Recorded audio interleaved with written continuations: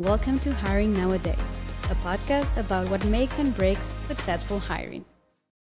Welcome everyone to Hiring Nowadays. I'm Daniela, your host for today's episode. So today I'm with Laura Ferraz from Brazil. She's a marketing manager and we have worked together indirectly through a partnership that I want to have between LEAP and ourselves. So before going to the questions, I would like Laura to introduce yourself, tell us a bit about your field of expertise. So thank you so much, Daniela, and Alana for inviting me, for accepting my our partnership in this project. So I've been working with marketing content since 2020 when I started as a analyst, support analyst, and clients needed some files to learn how to operate their systems. So I started writing these files for them, and migrating for the marketing side was just something natural because the marketing team wanted me to start crafting um, content for them, and that's how it started. Now I'm working building article marketing. That is my own venture for marketing for startups, and we aim to help people that do not have the budget for hiring their own marketing team, but have enough money to hire a company to do it, like an outsourcing in an outsourced way. Yes, especially when um, companies do need content marketing. I think your services come in very handy. Specifically, like with content marketing, what inspired you to specialize in this since you started like out of the blue? So I always wrote articles for. I've been part of the libertarian movement here in Brazil, and I always wrote articles about the political situation in here. So this is why when I was working for this fintech, it was natural for me trying to manage the knowledge that we had in articles. So I guess it was something very natural that happened. Not that I was, oh, I think this field has more, I have more chances in this field or not. And communicating also is something that I'm passionate about. It's very recent, my involvement with the American market, for example, and European. The way you communicate is different, and marketing is done differently. So I guess these are things that inspired me, knowing the different ways to sell something or to make people like your brand in different places. So also, I'd say that I think it's intriguing. Also, the way that we can create value for people. For example, with content marketing, you can teach someone that doesn't have the enough knowledge, for example, for selling services in marketing, but you can help this person achieve some kind of some part of their purposes by teaching with a reel or a short small content. So this is exciting. I want to go bit deeper into those differences that you mentioned, from working with American clients, working with Brazilian clients, you would say? So yes, Brazilians are more like, and I'd say Latin American clients are more.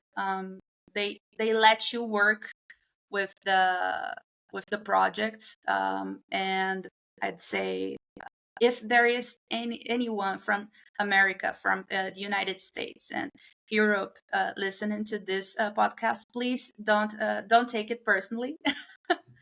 But I'd say that Brazilians like to decentralize the work, and Americans and Europeans tend. I don't know if this is something cultural or not, but they tend to be managing very closely, and I think this is something that maybe with time it will evolve.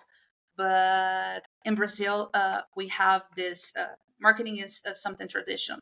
So, for instance, this is something that we say that Brazilians are born marketeers because um, we have we sometimes we are born with so uh, I'd say few resources, and we have to take to create something to make money. So sometimes it can be a little bit tacky in some alternatives or not, and we have refined this throughout the time.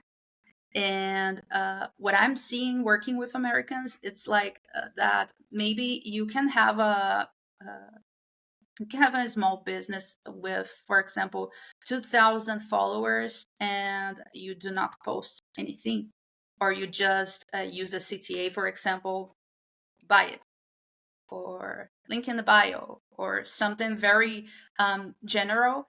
And this is something that I would say that these markets could learn from from Brazilians and from Latin America, from the Latin American market. That is being able to craft a whole narrative, uh, and just try to create a relationship with others. Yeah, and when you mentioned that, I think this is the reason why maybe Latin Americans get very good along with startup founders, because you know how startups have to bootstrap their success. So when you don't have enough resources, then you have to figure it out, and that's where Latin Americans have this spark in them. Just like you said, we have been born with these genes of resourcefulness and figuring everything out, because we definitely need to eat and bring money to the table and bring bread to the table. So yeah, that's a good thing to consider. So let's go back to content. And you mentioned that you would have to actually get good, like with content creation. So before you get into that stage, how would you know you're creating effective content versus one that's not actually achieving results? So I think that the concept of an effective content varies according to the content's objective.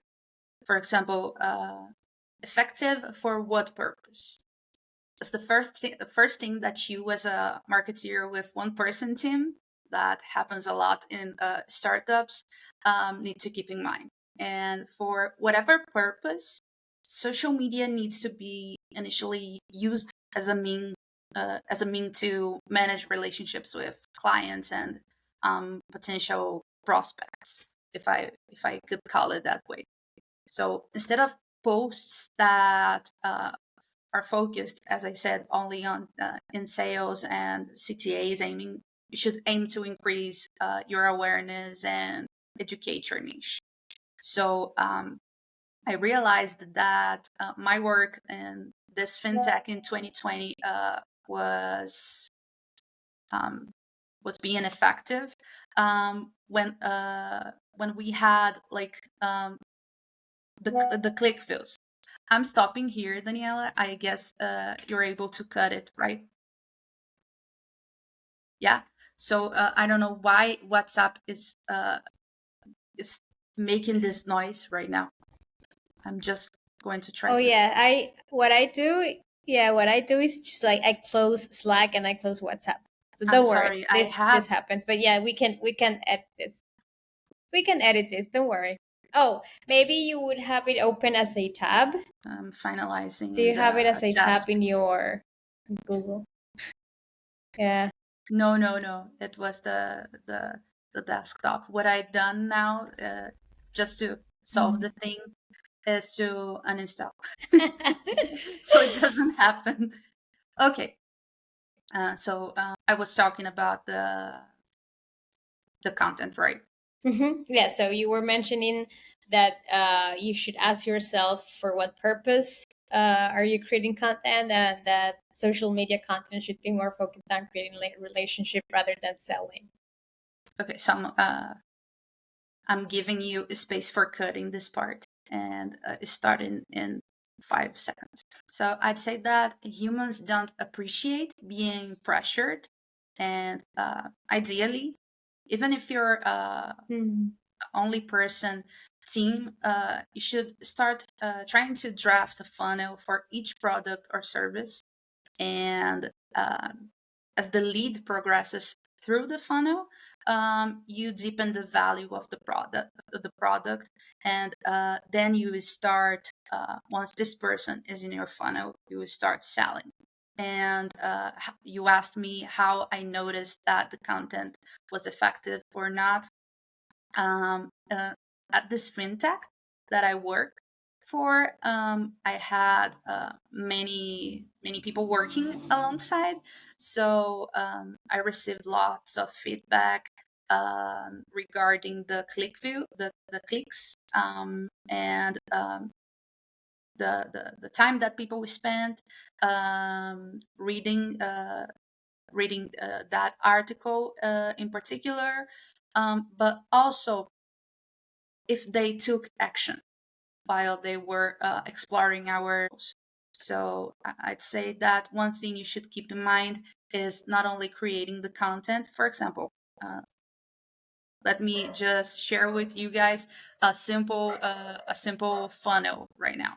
So you create a content, sharing a little bit of your background and adding value to this person. Let's say you're teaching this person how to create a brand persona, and then you have a CTA, read more, learn more, visiting my website. So you have a blog there, and you have to make sure that this person not only reads your blog, but you have small buttons, small banners with CTAs. For example, you can download this whole um, this whole tips here, and then you can get this people's contact. So you have to make sure that you're giving value, but you're still having a way to build that relationship with them. And this was one of the ways that I knew it was working, because people were subscribing to our newsletter. They wanted to have our ebooks, and yeah, that's it. You have to try it out. Sometimes some of the contents won't work, and that's okay, because there isn't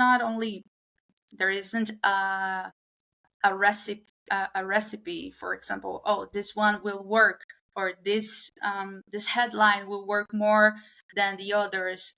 In fact, there are some things that humans are more likely to engage with or not. For example, 3 tips for doing something. We want things to be organized. We want to see how they evolve. But anyways, you just have to try it out. You mentioned a couple here, a couple of things here that I want to go back and forth with a few points. But one of the things that I want to start off is you mentioned you want to give value. What is value specifically? How do you create it, and how do you know you are actually going to make something worth, for your audience? So let's go over that. What's value on itself? So before diving into, and I'm using here, I'm being ironic because everyone that uses ChatGPT here knows that ChatGPT uses dives a lot. So I'd say you should dive into your brand persona to know what they are expecting. For example, if I know that the people that are going to buy this pen have are in a certain range of, for example, let's say they are 20 years old to 30 years old. So what these people value. You can ask, for example, ChatGPT, or you can just go outside and observe people. Go to a mall, sit there and watch how they express themselves, how they how they interact, and then you will find your answer for how to create value for them. But try to be around them all the time, all the time. So start following also other people that are trying to sell the same things. But here's the thing, and I want to bring some concepts of branding for us right now. Marketing, with marketing, what we are trying to do is to sell a thing that looks like just like other things. So we are trying to distinguish something that is equal to other things. You should be comparing yourself constantly, but do not use your I'm giving space for the cut right here. I'm rephrasing in my mind. Hold on. Yeah, it's okay. See, we're talking about comparing yourself. I don't know what's happening with WhatsApp. Can you hear it? Are you listening? Yes, I can. I'm so sorry. But these sounds specifically because there are no headphones. But if you're saying that have headphones off is better, It's uninstalled. I tried it. I really tried yeah, it. maybe what happens to me is that sometimes I have it open as a tab No, it's and not. not on the desktop app. It's not. But don't worry, Okay. we I'm can edit sorry. this. Thank you. So we were talking Go about ahead. comparing ourselves with others. So one of the things that I recommend is comparing, but not comparing for the sake of copying, doing the same. Because when you create a brand, you need to have your own tone. So that, for example, when you're scrolling your feed, sometimes you know that a post belongs to a specific profile because of the way the things are disposed, and also because of the captions, what font they are using. And this is branding. This is a way of communicating as well. So comparing yourself with them to learn what they are doing, that you could try to do more effectively would give value. But going back, because I tend to be very prolix, and marketing itself is very prolix. To have many concepts, and sometimes some things seem I'm sorry, to be the same thing, but they are not. To give value, you must know what these people value. You have to, as I said, dive into whatever universe they are, and learn how these people communicate, what they eat, where they live, and try to be as specific as possible to communicate with them, and learn what they see as something that they want. Because just showing up and saying, okay, you like pink pants, and I'm going to sell to you a pink pen. It doesn't say anything. But if you create if you create a narrative for them, like, let's create something right here, right now. All successful, empowered women use this pen. You're going to be a better professional using this pen. Oh, I don't know. Let's say someone that is very known for us in the Spanish, in the Latin America. Ursula Corberó uses this pen a lot, so I want to be her. I want to buy it. So this is the way you're giving value. You're making this person feel and connect with something that they are aiming to be. Yeah, so creating value is actually caring for what your users or your audience wants and needs, or even look up to. Like you mentioned this example, having something they actually like Can use in their motivate lives. them. Yeah. And so yes, exactly. And find something they can relate to. So that's how you create value. Then let's move to this funnel you mentioned earlier. With what happens with this value is that, does it change whether you would go deeper into the funnel, or does it maintain the same? So what happens with that value and the funnel? So it depends on what you're selling. For example, I have worked with a concept that maybe some of you will learn about it right now. It's called launchings and experts. For example, you have someone that, and let me show you right here. I have been to, for example, this immersion that is about traffic and networking from a person in Brazil, and he is an expert in traffic. So he has a funnel that starts with okay, so do you want to learn more about traffic? I have a small product of $2 that is going to help you. This $2 are to maintain to cover costs. I'm sorry, and with that, he's giving value, and also he is acquiring a person as a lead. So you're going into the funnel, and the more this person reaches out and builds also this relationship with this guy, the prices of the products tend to be higher, but the information that he shares is more powerful. Giving you another example for him from him. For example, his funnel, and this is something very cool for you to do yourself.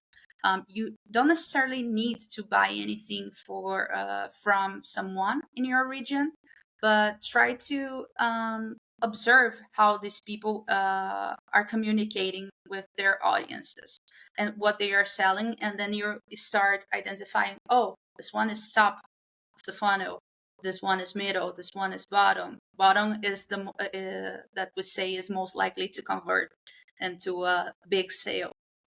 So for those who don't know, this is a funnel. The top is at the top.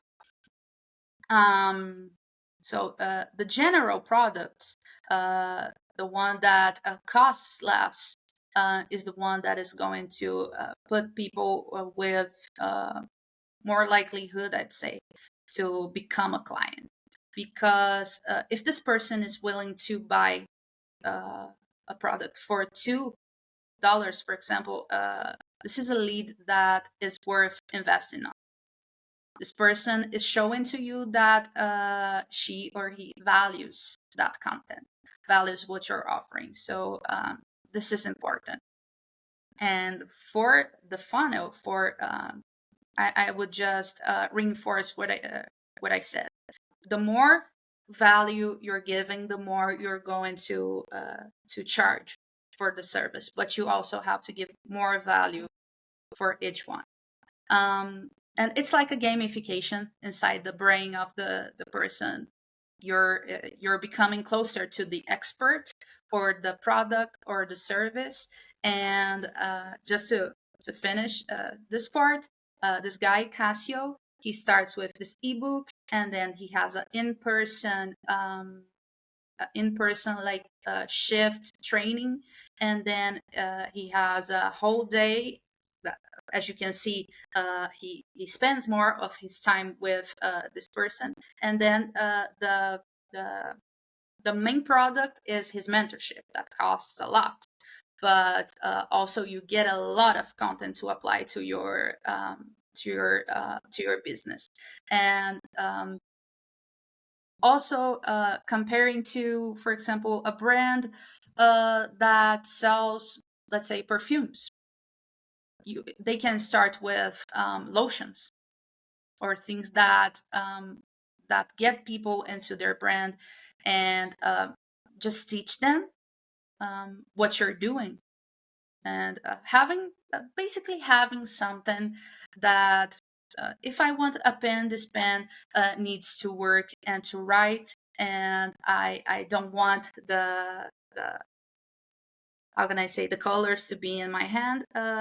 You have to make sure that your product is good.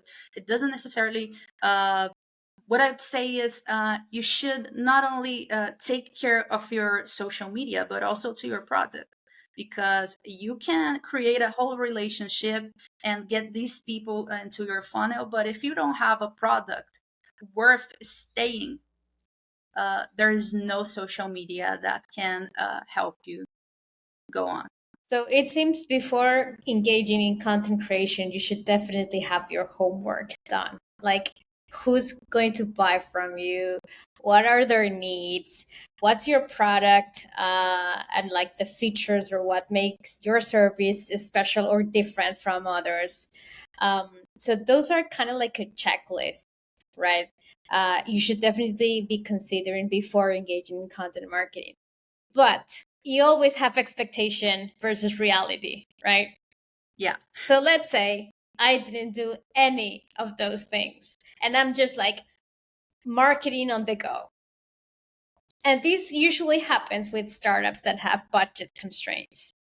So how can I, with everything that I'm just like doing on my own without any marketing lead, and I'm just like creating content as I go and creating guides as I go, how can I start organizing everything into a proper funnel, into a proper like buyer persona? So how can these companies that have budget constraints and have everything like all over the place, how can they start being more cost effective and efficient with their content marketing efforts? I'm going to use my own company right now as an example. As I mentioned at the start of this video, I'm building a startup that is marketing for startups called Aragon.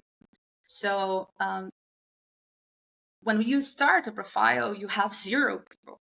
And if you don't want your algorithm to get addicted and to get banned, you shouldn't be following lots of people just for the sake of getting followed back. What I'm doing right now is dividing in a roadmap my content. For example, in this next 2 months, I'm only going to post things that add value. I'm not selling my my services. I'm not saying what I'm doing. I'm just there to help startups and sharing with my friends, sharing with other people that may engage with that. So you start creating this momentum, this traction, and the other thing that happens is that naturally people will come, and naturally people will tell you what they would like to learn from you. And for building this my own with very few people around me, what I've been doing is the second part. I will start, and I can't say much more about this one, but I will start getting these people's contacts. For example, they know that I'm not going to offer anything because, seriously, even 2 years from now, I still don't want to offer like and what I'm going to say here, for some people that sell products, may sound weird, but sometimes you have to be smoothly introducing and creating this relationship. So my intention here is not to be like, oh, hire my services. I'm a good marketing manager. I have a wonderful designer. We are able to create your funnels. And no, let's first create awareness in this professional's head, because CEOs need to be taught. And I remember that we have in a previous call before this podcast, we have talked about it, that CEOs themselves need to know what is happening, because they need to trust their marketeers. And so if you're a CEO and you're watching this podcast, and you have a only person working as your marketeer, you should trust them. They know what they are doing, but the thing is, they have to try. So tell them, this is the product. I have 5 products. This one is the one that you want people to remember your company for. So you start working with only one thing. Put all your efforts into one product or one service. If you try to give people too many options firsthand, in your first contact with them, they are going just to, oh, okay, like 5 posts, and in this 5 posts they were trying to sell something to me. I don't think I want to keep on being a follower, because I'm not getting anything from you. And this is something that we as humans is within us. We like things that seem to be for free, and we don't like to be pressured.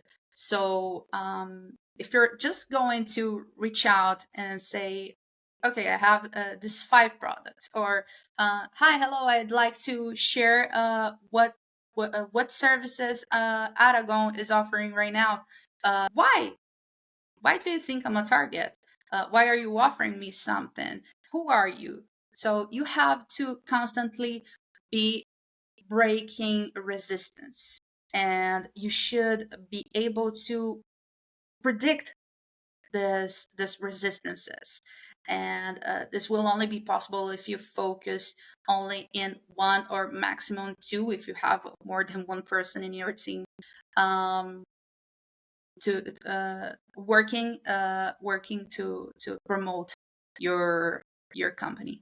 I can't hear you.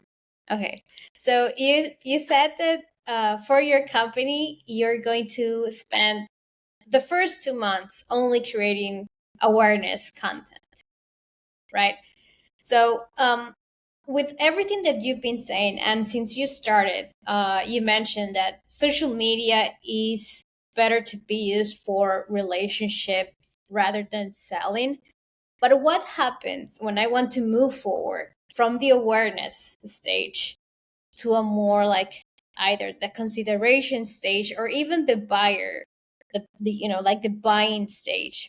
Should I keep using social media for it, or should I start using other channels to avoid pressuring those that are still in the consideration or in the awareness stage? How can a founder manage this? So I'd say that maybe help your marketeer. If you're I'm supposing you're asking if a CEO is the marketer itself, or if this person has a person working alongside. No, it would be for a first time founder that's doing everything by themselves. They don't Okay, have a team in their company just yet, or they don't have a marketer in their team just yet. perfect. So if you're starting by yourself, I'd say that try to use your voice, show your face, and be the ambassador of your brand. Because what happens is that many businesses um, do not value that we want to see people, we want to connect with others. So if you only create things that are faceless, your brand will be faceless and no one will connect with your brand. And if you're alone, the time you spend creating content and communicating with others will help you get speed. So what I would say is that you should be expressing yourself.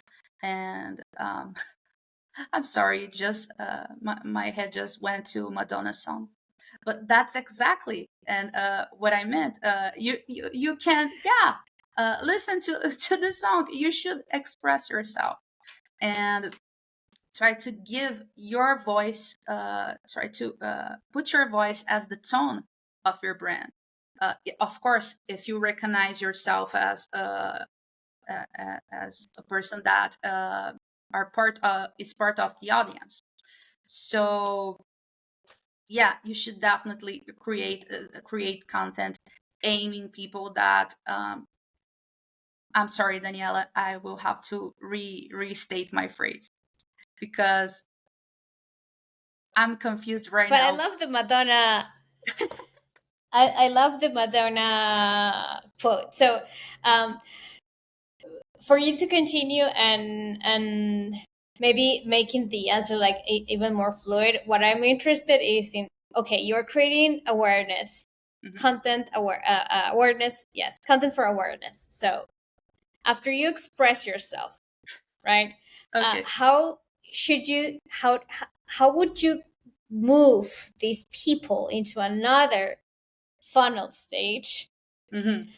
and eventually how can you start using social media not to buy, not to like sell, but at least not to only create awareness content? So I will, that's where I want to go, you know, like you would find right now people using only social media to sell, but you're using, you're advising not to use social media for selling but for relationships. But how can I then Changing the move channel. forward to converting a lead? Yes, exactly. So that's that's the answer I'm aiming for. You should, if you want to start over with the express yourself, go ahead. No, I tend to be very prolix because there are two. I have, of course, my notes here, but I rather not. I don't think it would be intellectually respectful with you and with the people that are going to listen to us if I keep on reading. So I try to use the notes to build up whatever is the answer in my mind. But what I'd say is that yes, you should express yourself and be the ambassador of your brand, and also create a profile yourself so you can develop also this relationship.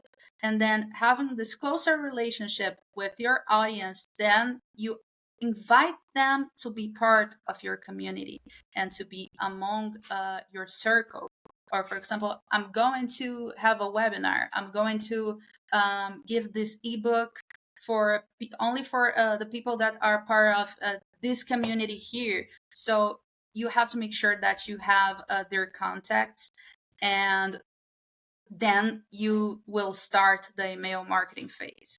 uh, I'd say that building a community, having being original and building your community around something that is true, that is your personality, it will help you give this boost into in this change that is going from awareness to consideration phase. That is, I'm part of this community. If you're part of your community a community, would you rather buy something or hire a service from someone that you're a part of this community, or from someone that is outside? I don't think anyone who is part of a community would hire a service from an unknown person. So creating this sense, and that you're their friend, would help you give this a step further. Yeah, that's totally true. And like Calvin, the CEO at Awana, says, it's harder to say no to a friend than saying no to a stranger. So you definitely want to become friends with your audience and hence having your own community. Yeah, exactly. And to build this community, um, you would put all your efforts as a CEO, for example, into answering everyone who is commenting in your things. And this is actually one of the things that I have written down for sharing with you. That what I see is CEOs just put out there, oh, I have been to this place and I hope you like it. Okay, people comment, oh, how cool, how was the experience? And if you don't answer them, you will lose an opportunity to build that relationship. You don't I know that sometimes people are scared of building these relationships because not everyone, but some of them will may be intrusive. But the likelihood of this happening is like 1%, I'd say. So it's good that they are cheering for you, and it's good that you encourage them to engage, because if they are not engaging, we have a problem. You're not going to be seen, and you're not going to create your own community. So CEO, if you're receiving comments, don't let these people there without an answer them, and you better be the one answering. Not a bot or chat GPT.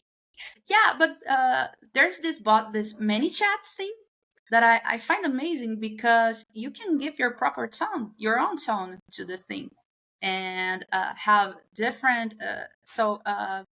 If it sounds like you, no problem. It's just a problem if it sounds like a bot, as you're saying. And Yeah, honestly, totally. I rather follow someone who is literally answering me. Yeah. So I have a question, maybe related more to nowadays practices, and this is content generated by ChatGPT or whichever other AI generative platform. So, would you say if you post something generated by ChatGPT, would you advise people to actually say that in the post, like this was an article um, created by OpenAI or GenAI? That's an interesting idea, because once you work with marketing, and sometimes eventually you use the tool for having ideas, you you acquire this, you develop this capability of reading content and seeing if that was crafted by ChatGPT or not. So um, for example, my first post for Aragon was, "You will sound like everyone if ChatGPT is the one writing your content." And this is basic. This is branding 101. Just to give context to your question and my answer. Brand the first brands started. I'm sorry. The concept of branding started in the feudalist years, because people needed to mark their cows, and that evolved for marking their cows with the city where they came from, with the origin. So you want to differentiate yourself from other things that look alike. And when you use when you use a tool that makes you sound like everyone else, what is the probability that you're going to reach your audience? So I'm not against ChatGPT or AI, the use of AI. I think it's a great source for information, for getting things automatized. And for example, I even use for templates for emails, to build better and um, build things faster. But you have to give your touch. You have to, Mm-hmm. okay, so let me use this prompt and I'm sending this to, I'm going to post this one. Stop for a while. Read that. Do you see that as something that you would say? Your first followers will be the people that know you in person.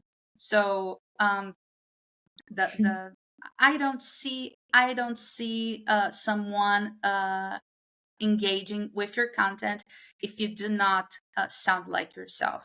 And the thing that is going to build a successful startup, in terms at least of marketing, is if you are able to differentiate yourself from others, because many are trying to sell the same thing. And the one that is more effective while communicating will be the one that gets this person as a client. So yes, I think for the sake of having respect for those that are not able to identify or not if that content was created, yeah, maybe you could give credits for OpenAI. That would be fun. That would be cool. And even transparent, right?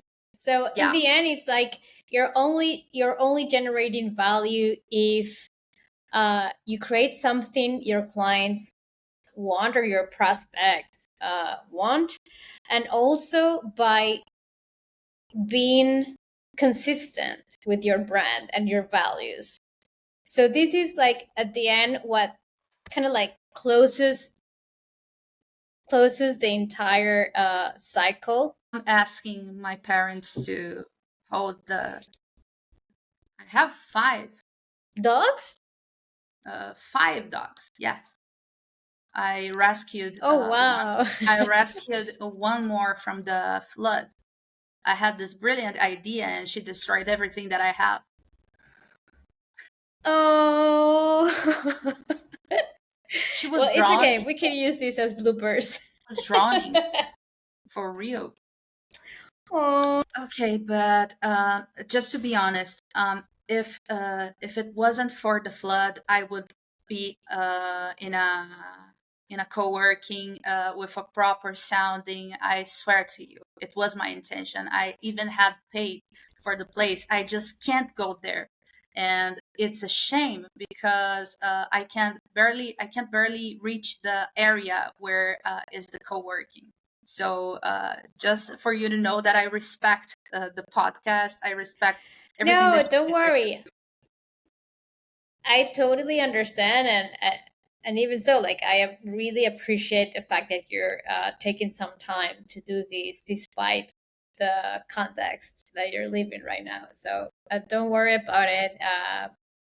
It's it's an honor actually to have Oh, you thank as you. a guest because of all these, like challenges that you're now facing. So before wrapping this up, uh, Laura, is there like anything else you would like to, a tip, a story, or a first, like example of doing marketing the right way for our audience? I would stick with a teaching from my mentor that many of you may know, Alexander McCombing. I really love his idea of the goal mindset, that is to give first and to be other oriented. So this is one of the things that the first time that I heard this, I started putting this into action into my own life. and it will reflect in your professional side. So give first would be basically to create value for the other. Giving something for free or an advice. What I'm doing here, for example, we're sharing knowledge here just for the sake of sharing knowledge, and this is giving first. And to be other oriented is to see what is the part of Daniela. She's checking what you guys are going to need, and not what she wants to learn, but what the audience needs. So being other focused, and yeah, that's the main thing. And the other would be original, in a word that everyone is trying to scale rapidly. Maybe sometimes you can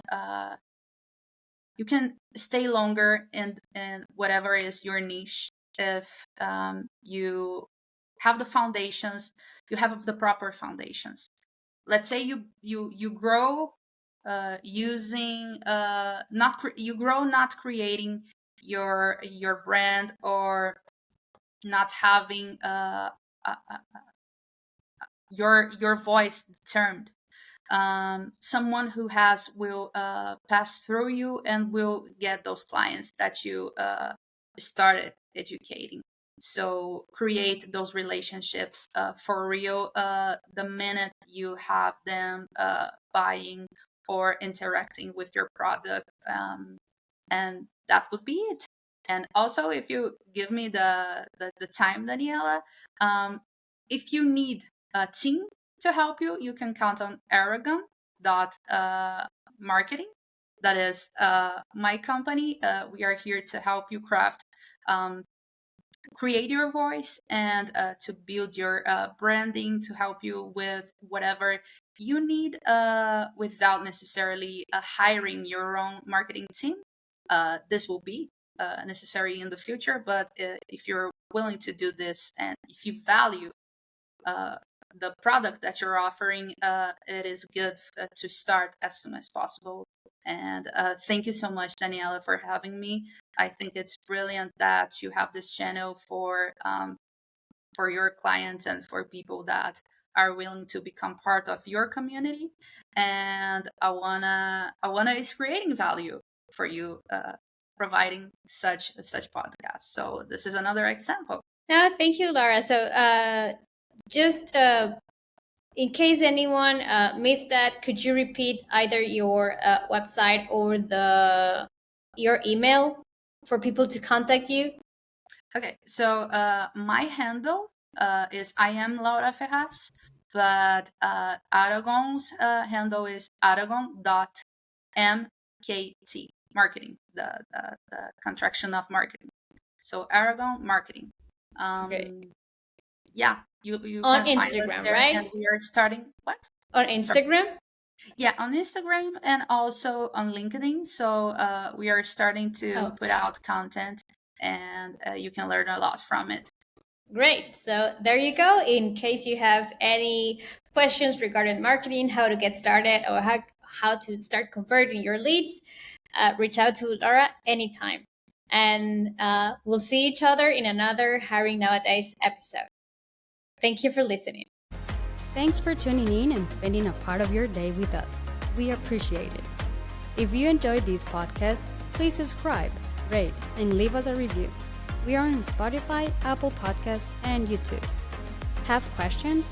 Head over to awana.io and ask away.